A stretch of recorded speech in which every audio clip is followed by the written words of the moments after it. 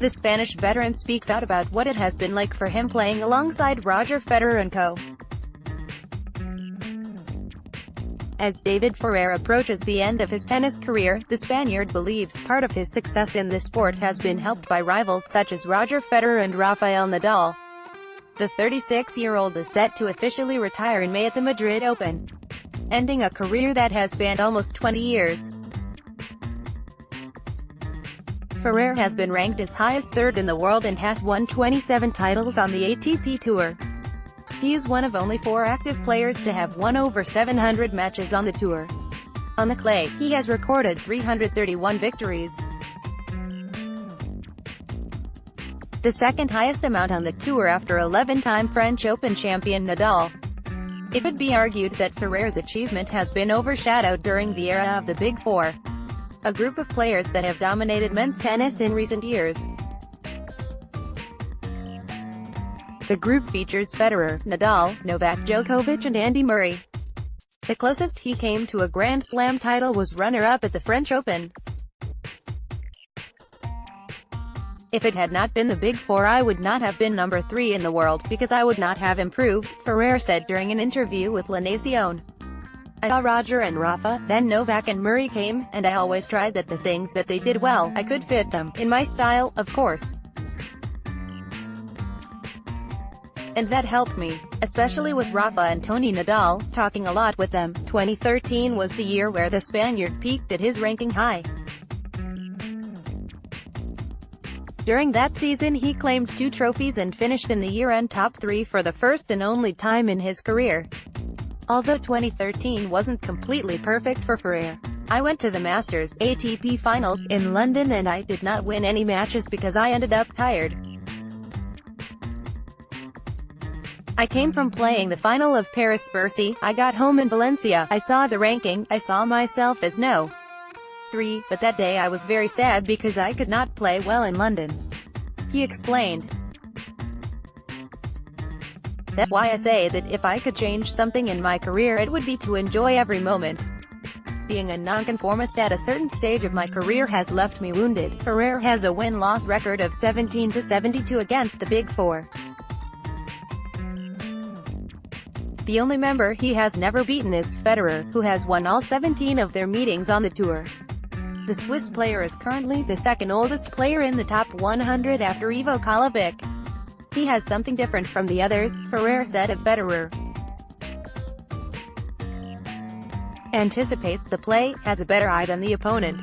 And he physically moves perfectly, has worked hard, but has a natural talent and was born to play tennis. Ferrer vs Big Four. Federer 0 wins, 17 loses, Djokovic 5 wins, 16 losses, Murray 6 wins, 14 losses, Nadal 6 wins, 25 loses. The era of the Big Four is approaching its climax.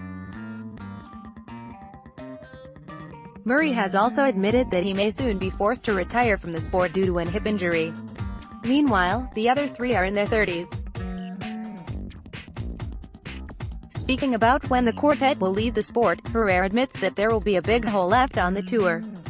It will be different because they have given glory to the sport, they have improved it in many aspects and they have given a very good example to society, he said. Ferrer will continue his farewell tour next week at the Argentina Open in Buenos Aires, a tournament he won 3 times in a row between 2012 to 2014. 5 facts about Ferrer's career. 1. He has finished 7 seasons ranked inside the top 10, 2007, 2010 to 2015. 2. Spent more than 13 years continuously ranked in the top 50, July 2, 05 to the 22nd of July 18. 3. Has played in 52 ATP finals, winning 27 of those. 4. Achieved 20 or more victories in 15 straight seasons, 2003 to 2017. 5.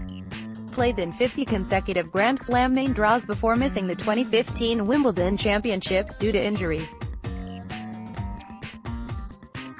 Overall, he has played in the main draw of 63 Grand Slams. The 18-year-old is alleged to have deliberate faked an injury to disrupt the momentum of her opponent. Newly crowned Thailand Open champion Diana Yastrevska has been accused poor sportsmanship during her recent match against Australia's Anya Tomljanovic.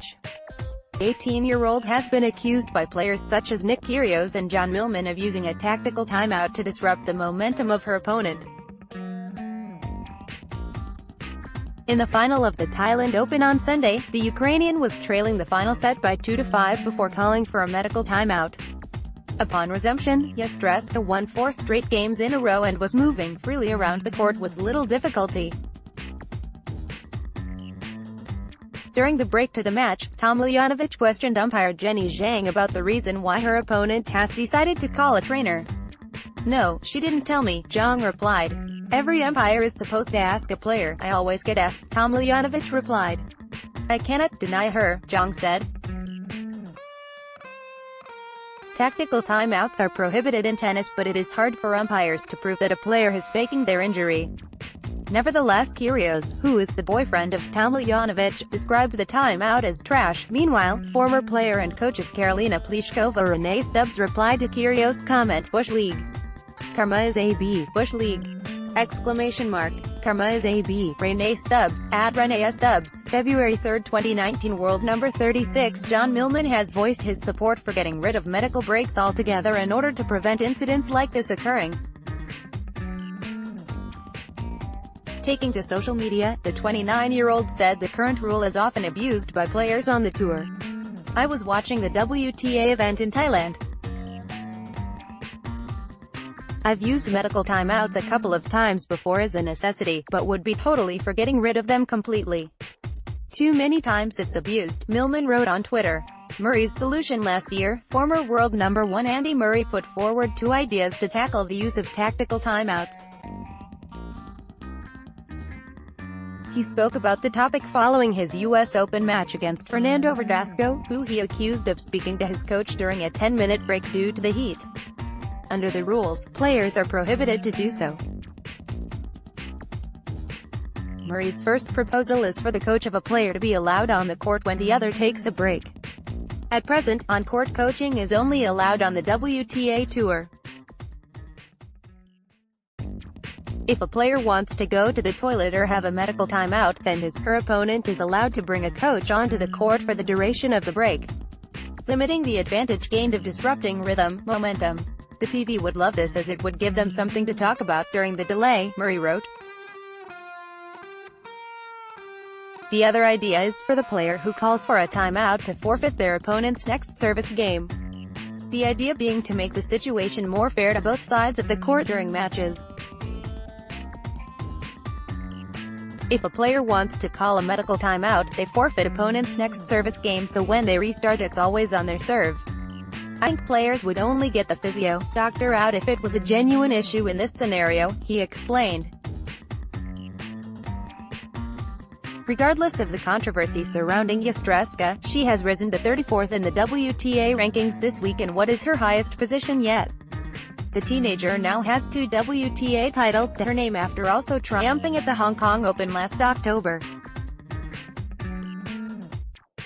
Tomic has spoken to Channel 9 Australia about his ongoing feud with the Davis Cup captain.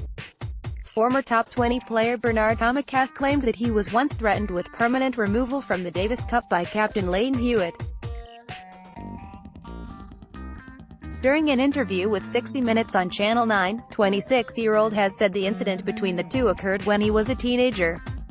Tomic's father, John, claims the former world number 1 was unhappy about comments made by his son at the time. On the eve of Tomic's Davis Cup debut against Taiwan back in 2010, it is alleged that Hewitt told Tomic he would not play if he didn't answer a series of questions. "He sat me down and said, 'You're not playing Davis Cup mate tomorrow, unless you tell me these things,'" Tomic said during an interview with 60 Minutes. "I was intimidated, I was harassed. That's all I'll say. I was 16 years old, sick, at a Davis Cup tie in Melbourne, Grand Hyatt Hotel. I'll stand by that." Further matters will be taking place during this year's Australian Open. Tomic Sr. said that he has begun legal proceedings over the incident, saying that his son has been left traumatized following the incident. In the latest update, he has confirmed that 2 lawyers are involved in the case. Tomic launched a verbal attack on Hewitt earlier this year during the first Grand Slam of the season, saying that nobody in the Australian team liked him and that he was putting himself ahead of his fellow players. Responding to the comments, Hewitt has accused his compatriot of previously threatening him and his family with physical violence and blackmailing him, something that has been denied by the ex-world number 17, who said he never involved Hewitt's family in the feud. I messaged him, threatening. I said, if you come 1 meter from me I will knock you out. And he knows that. If you ever try talk to me, come 1 meter from me, I stand by that, Tomic said. But did I mention his family? That's pretty low. Low do you have to be to mention family, kids, and stuff? I think that's one of the lowest things that I've ever heard from him. I stand by my threats towards him, but not to his family. One of the biggest questions regarding the incident is why the legal action has been launched now, 9 years after it first happened. When questioned, Tomic insisted that he has been a victim before, later taking aim at Hewitt's ongoing reign within Tennis Australia. He's got too much power and it's not fair. It's not fair for Davis Cup. It's not fair for players that are not getting the chance to play Davis Cup because he's controlling the system down there, he said. On Saturday, the chief executive of Tennis Australia, Craig Tiley, said that his fellow player was trying to deliberately damage his organization. Tiley has backed Hewitt throughout the argument, and said it is right to not include Tomic in the Davis Cup. Despite not having Tiley's support, Tomic has vowed to continue speaking his mind. I'm only speaking the honest truth of what I know and what I think, and what a lot of people know, as well, but are too afraid to come out, he concluded. The world number 3 has criticized the changes made to the Davis Cup. Alexander Zverev has said he hopes the Davis Cup will one day return back to the old format following his country's whitewash win over Hungary. Zverev won both of his singles matches over the weekend to guide his country to a 5-0 victory and a place in the Davis Cup finals later this year. 2019 will see 18 teams play in a week-long competition during November in what has been a controversial revamp of the historic competition. The changes were passed last August at the International Tennis Federation's AGM meeting. The revamp has come to life with the help of company Cosmos, who has pledged to invest $3 billion over the next 25 years. The company was founded by football player Gerard Piqué. The home game feeling is very special and I think it's too bad that we lose it, Zverev told German media over the weekend. 21-year-old Zverev has previously criticized the timing of the finals and have already announced that he would not play. They will take place at the end of the season after the conclusion of the ATP World Tour Finals. During the Shanghai Masters last October, Zverev blasted the scheduling as crazy. I think all the top guys will say the same thing. We have 1.5 months off in our season, and that's end of November and December, he said. Making a tournament end of November, which is 10 days *, playing and competing, it's crazy. By the end of the year we are all tired, *. Zverev was speaking before it was announced that the competition would take place over 7 days. 3 months on from those comments and the German refuses to change his mind. In recent months, Cosmos founder Piqué has come under fire over his involvement in the competition. Lleyton Hewitt, who is the captain of the Australian team, said it was mind-boggling that the Spaniard was involved,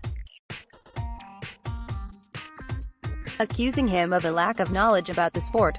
Unlike Hewitt, Zverev has backed Piqué by describing him as a great guy. However, the friendship between the two has failed to resolve their differences concerning the Davis Cup.